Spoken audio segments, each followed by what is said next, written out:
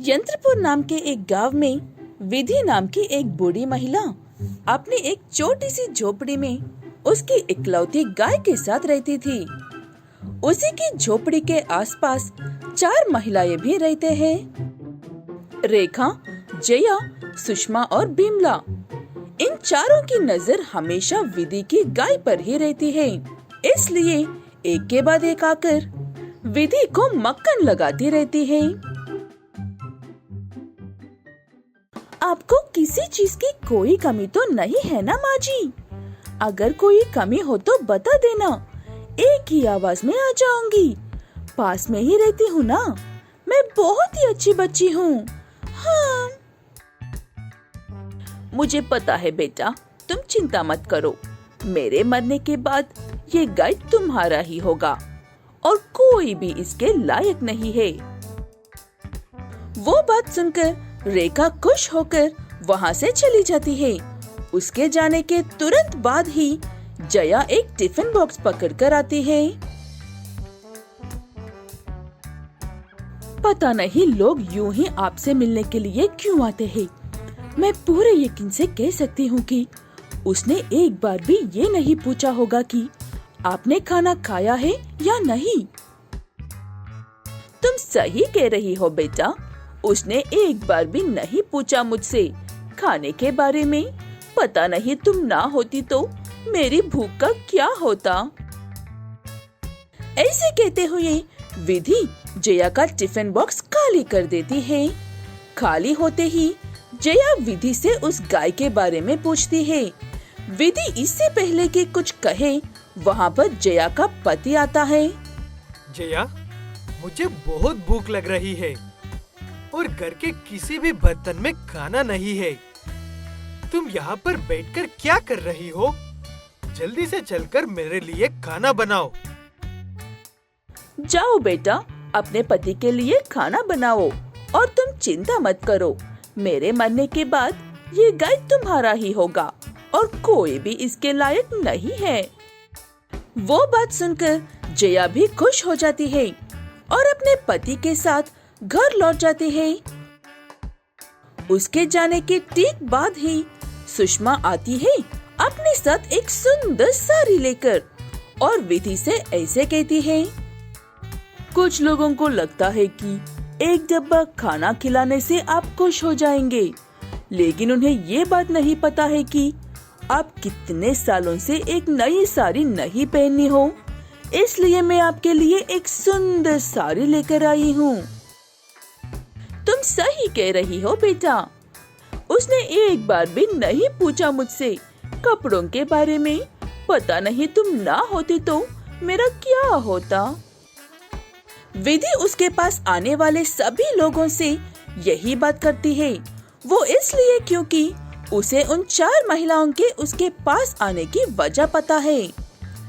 अब तक तो सब ठीक है, लेकिन विधि के जाने के बाद क्या होगा, ये मुख्य विषय है और ये मुख्य विषय अभी से शुरू हो गया है। इतनी कम उम्र में आपके साथ ये क्या हो गया विधि अम्मा जी? हाय रे। बिमला ऐसे जोरों से रोना शुरू करते ही वहाँ पर जया, सुषमा और रेखा भी झट से आ जाते हैं और बिमला के साथ वो सब भी कुछ देर रोने का नाटक करके जल्दी से उसका अंतिम संस्कार कर देते हैं। उसके बाद बारी आती है उस गाय की। ठीक है, तुम सब मुझसे ज्यादा दुखी लग रही हो, कुछ देर और रो लो, मैं अब चलती हूँ विधि अम्मा की बेचारी अकेली गाय को लेकर।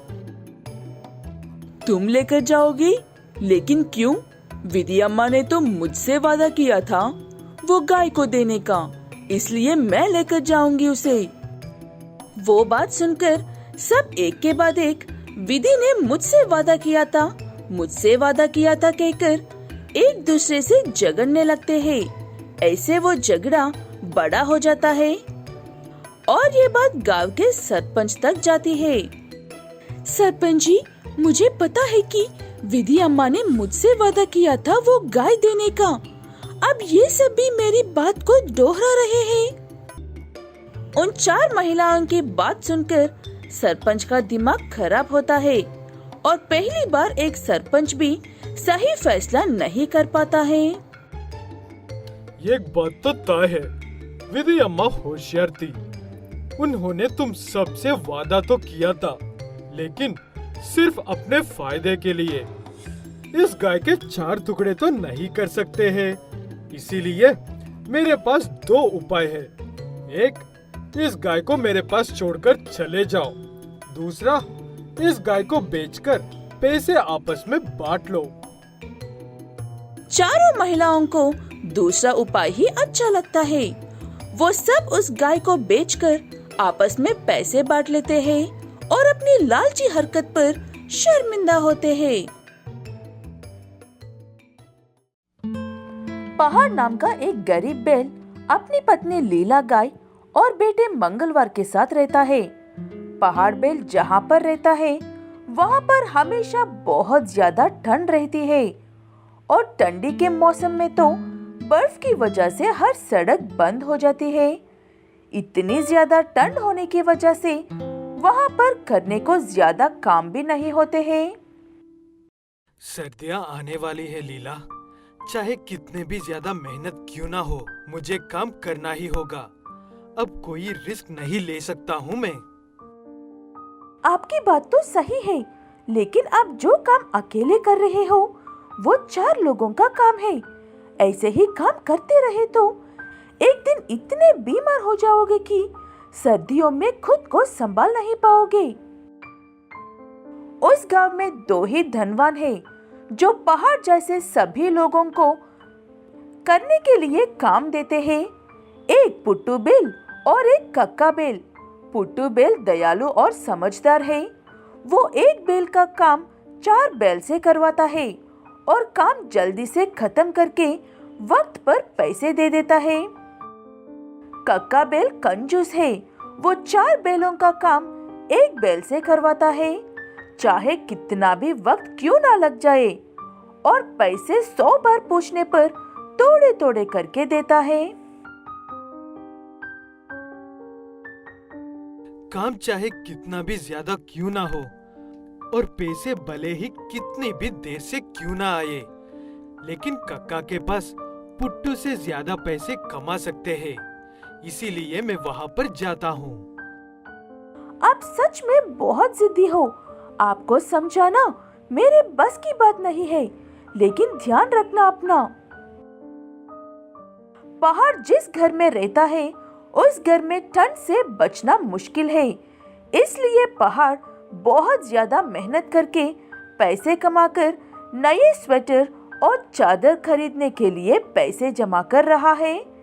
पुट्टू बेल हर साल उसके पास काम करने वाले सभी लोगों को एक एक स्वेटर मुफ्त में देता है, इसलिए गांव में पुट्टू बेल की बहुत इज्जत है।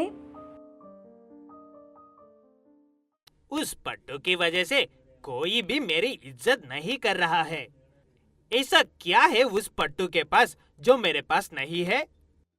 वो लोगों के दुख दर्द को समझते हैं और उनकी मदद करते हैं सेठ जी, इसीलिए लोग उनकी इज्जत करते हैं। बस इतनी सी बात है। इस साल मैं भी तुम्हें एक बढ़िया सा स्वेटर मुफ्त में दूंगा। इस साल तुम कोई स्वेटर मत खरीदना। वो बात सुनकर पहाड़ बेल खुश हो जाता है और इंतजार करने लगता है। आज मिलेगा नया स्वेटर, आज मिलेगा नया स्वेटर कहकर सोचते हुए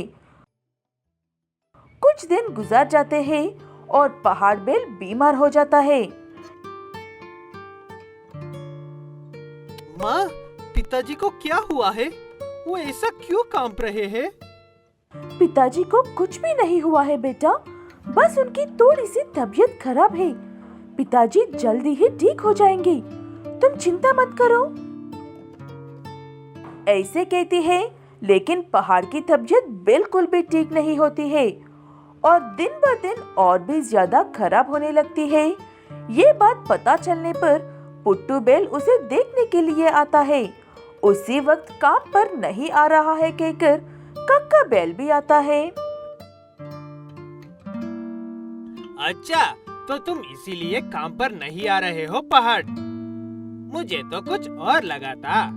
वैसे तुम्हारी तबीयत इतनी ज्यादा खराब कैसे हो गई, वो भी अचानक से? मैं तो सर्दियों के मौसम में भी बिना स्वेटर के काम कर लेता हूँ सेठ जी, लेकिन जब से आपने मुझे वो स्वेटर देने की वादा किया था, तब से मैं उस स्वेटर की आस में, उसी के भरोसे में काम करने लगा था। इसीलिए मैं ऐसा बीमार पड़ गया हूँ। वो बात सुनकर उस कमरे में खड़े सभी लोगों को बहुत ज्यादा गुस्सा आता है। पुट्टू बेल कक्का बेल से ऐसे कहता है, ऐसे वादा करती ही क्यों हो, जिसे पूरा करने की नीयत ही नहीं हो? तुम्हारे जैसे कंजूस में अपनी पूरी जिंदगी में कभी भी नहीं देखा। सच में आप बहुत गंदे हो अंकल जी, चले जाओ हमारे घर से। ऐसे एक छोटा बच्चा भी उससे नाराज होने पर कक्का बेल को समझ में आता है कि अगर किसी को कुछ अच्छा करना हो तो चुपचाप कर देना चाहिए। झूठे वादे करके उन्हें कमजोर नहीं बनाना चाहिए। ये बात समझ में आने के बाद कक्का बेल सबसे पहले पहाड़ बेल के लिए एक स्वेटर खरीदता है और उसके घर को ठीक करवाने के काम में लग जाता है।